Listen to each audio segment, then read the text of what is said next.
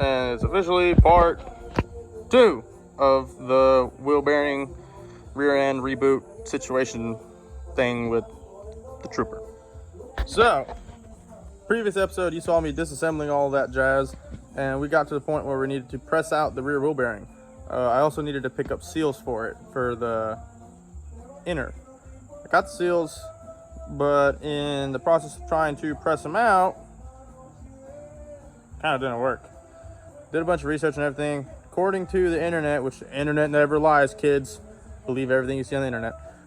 Internet said that it takes like 23 to 27 tons of force to press out those bearings, which requires a pretty fancy machine.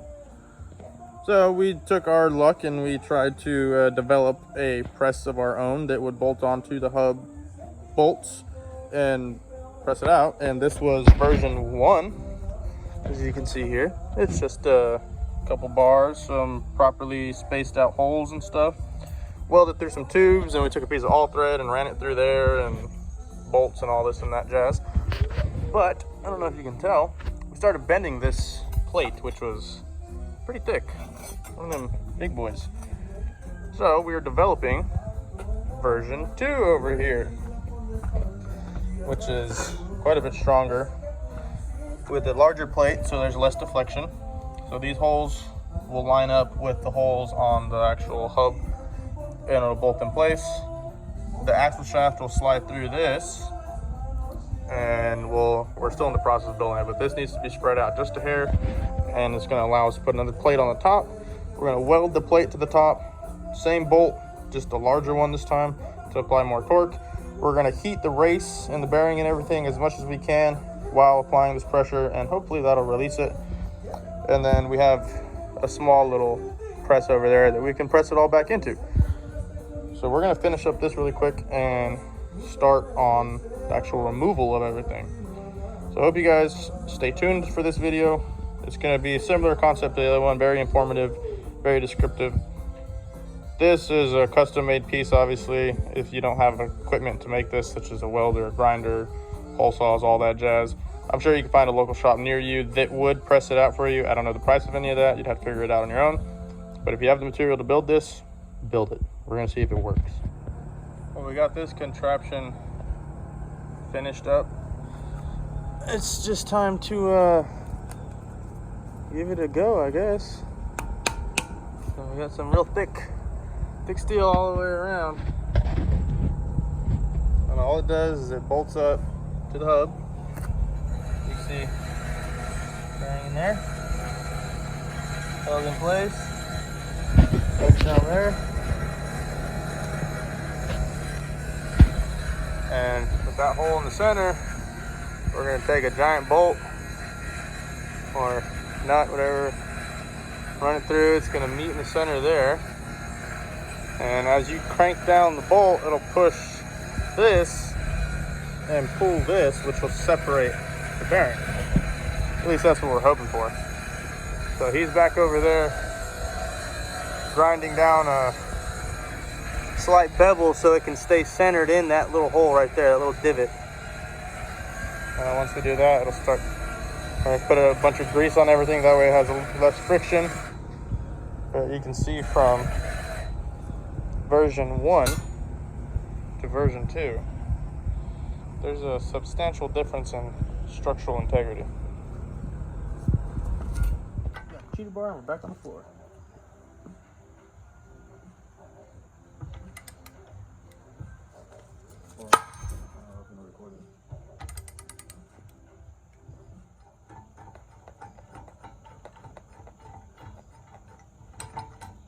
Well, there you have it, folks.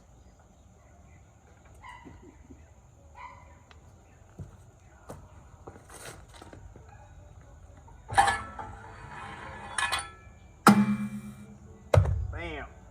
Now, pulling the front seal is pretty much self-explanatory. What I found best is if you get a piece of like a pry bar or screwdriver or something, you wedge it in there and you pop it out just enough, and then you can go back in from the other side with a pin and kind of angle it, and then you can hammer it and it'll pop out. Now the bearing is pressed in, but that one's cracked, so So I'm gonna see if I can just get it out without having to use a press. Probably gonna fall, but it's alright.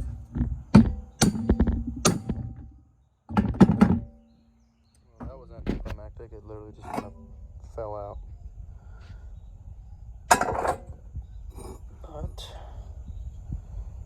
yeah, it was definitely getting hot, and it was most definitely cracked. It's pretty crazy.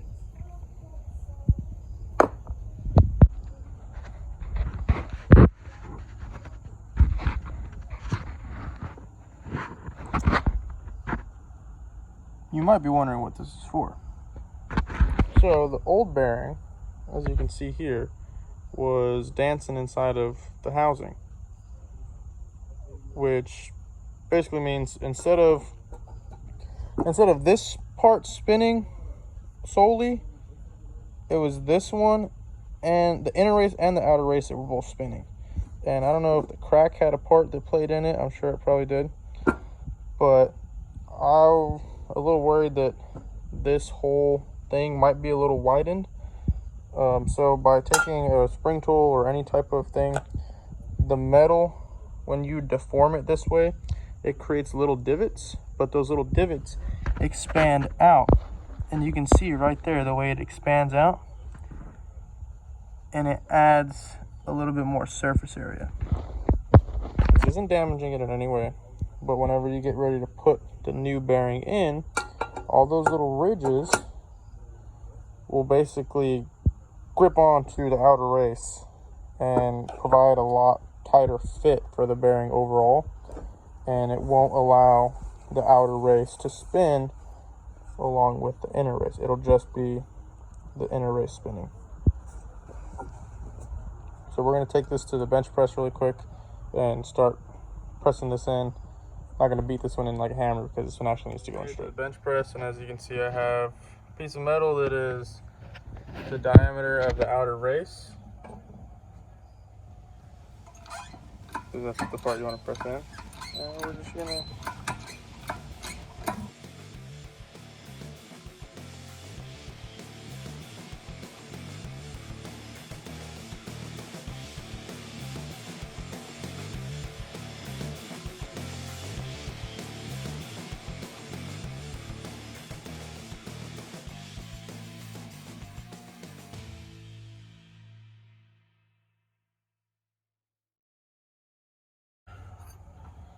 So I don't know if you saw, but it started deforming all of this stuff.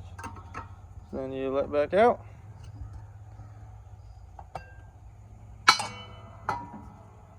Remove all of your devices. And then there's a fine line all the way around. Got a little dirty. As well as seeing that it's fully seated on this side. And by the looks of it, we are 100% even all the way around. Yeah. So, this bearing is pressed. It looks good too.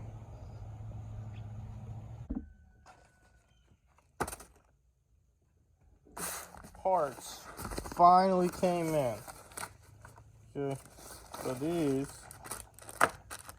are my Beck and Arley wheel seals, which go inside the hub right there. So that sucker gets pressed down in there, and then it mates up against the axle and the whole nine. This is what seals the outside world from the inside world, pretty much. But if you're looking to get new outer seals, these are the only ones that I know will work. These are the only ones that have the flare on the outside and are the proper diameter. So the part number for that, oh cool, we got a DeLorean too, check that out guys. Sweet, add that to the collection somewhere. I did order 2 of them, obviously. Me too.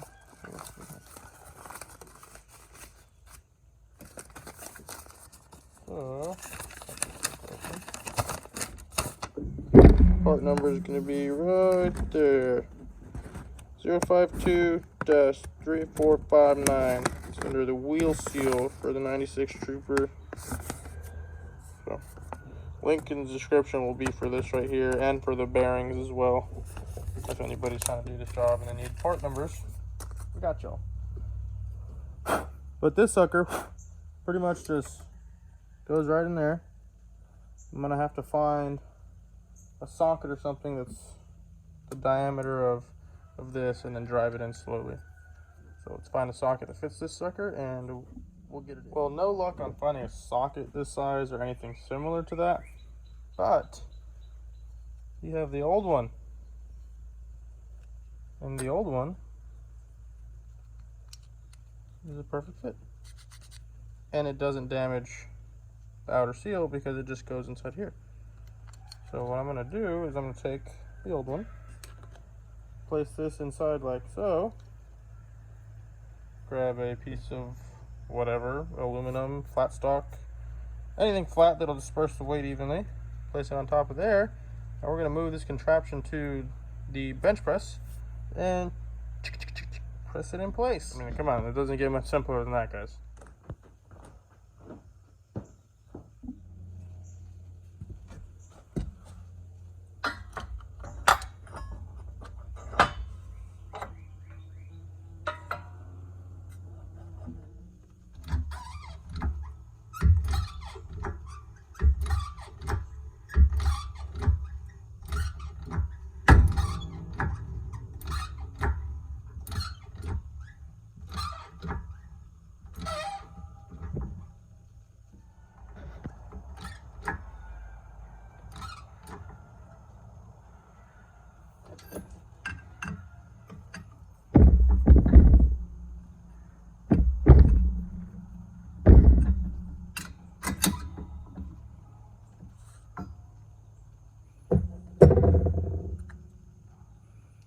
Now we have a perfectly seated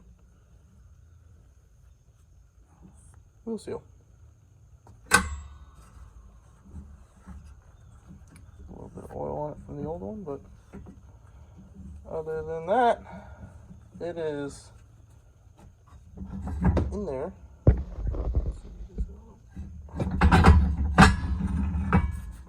Bam! There it is. So now this sucker is ready to be put back together and have the other end pressed in. Now the process was the exact same for the other side, which is this one. The first one's there, second one's here. And luckily these things are marked. I mean, it wouldn't be hard to figure it out, but they are marked. Right hand side, that one says left hand side. So passenger, driver. Process was the exact same. Now that the seal is ready to go in there, we're gonna get the axle shaft. Put the axle shaft up here on this stand, set that down into there, and then see if we can figure out a way to get this pressed together.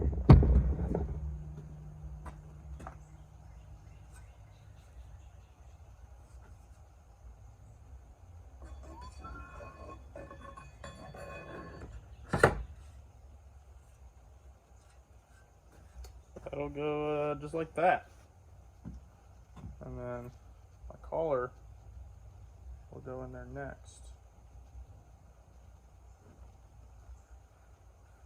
Which, if you're wondering, at this exact moment, I have not devised a plan on how to press this together.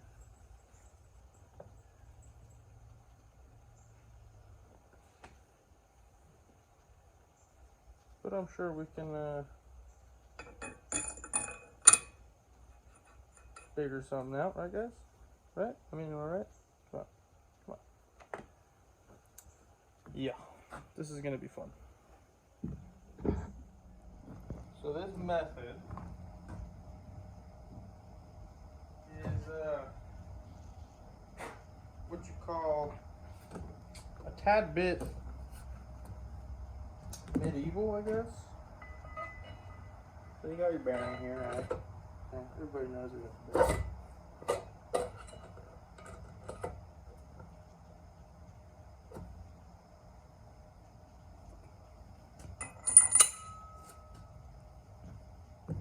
pretty much I just pressed it in by hammering it down with the pipe. It seemed to work pretty good. It made it all the way in. Can't complain. Now that that's done, you can see the bearing spins. So we're good on that part. And your retaining clip goes in there equally all the way around. So that's a good sign. Yep. We're gonna put this clip in, and then the entire thing is ready to be assembled. Look at the front side. Perfect gapped. Axle spins. No more crazy wobble. So we're gonna get this sucker clipped in there real quick, and then we're ready to start reassembly. Reassembly time. So all we gotta do is put this on that.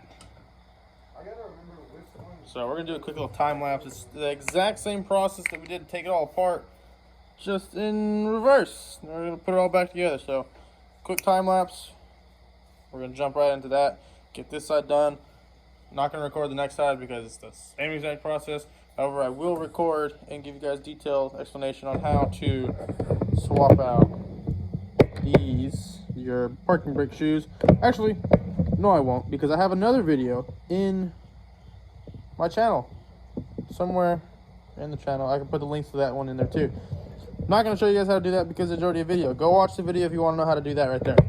So let's get this time lapse kicking, and let's get the trooper rolling. Oh yeah, we got a... Say hi, Sydney. Hello. That's our buddy Sid over there. And that's little JP. So Sid's working on his RX-8. JP's working on his Fayrona. I'm working on the trooper. Let's get it done.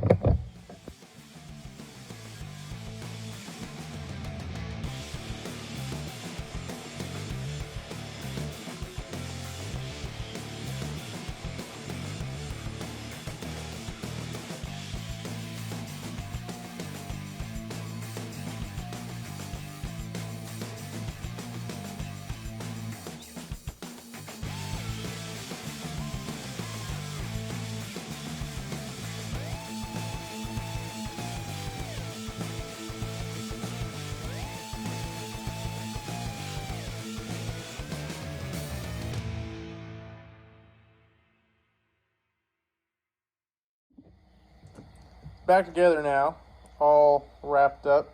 Before I put the tire on and lower it, I am going to remove the slide pins right here on the brake calipers, just because I've gone through some water here and there, and it's been a while since I've serviced those. So I'm going to pull those out, re-grease them, put them back in, just to keep the calipers in working order. I don't want them sticking or getting hot or anything like that, developing rust on the inside. But this side is completely done. I'm going to knock out the other side, do the same thing to the calipers. Then I'm going to leave it the way it is up in the air. With the tires on, I'm going to put the vehicle in neutral, roll the tires, and adjust my parking brake accordingly. That way I get the tightest fit without drag. Because when you off-road, you want to have a really good working parking brake. Because when you're on some of these really steep inclines, or even, you know, going up a hill, sideways, whatever, you don't want to load your transmission too much, especially because most of these trucks are very heavy. And I don't know if you've ever parked your car on a hill before, and you went to take it out of park without having the parking brake on or emergency brake or whatever, and it makes that really nasty bam, like it just hits. That's your transmission being loaded up on the parking pawl, which hits up against big cog. And I mean, it's not going to destroy your transmission, but it's also nice to relieve some of that stress. So always make sure you adjust your parking brake accordingly. It's a very simple process. Again, I made a video on this and previously. Links will be in the description below to see that video, and I'll go into greater detail on how to adjust the parking brake properly. But we're going to move on to the next side, hopefully wrap up this video and get the truck finished.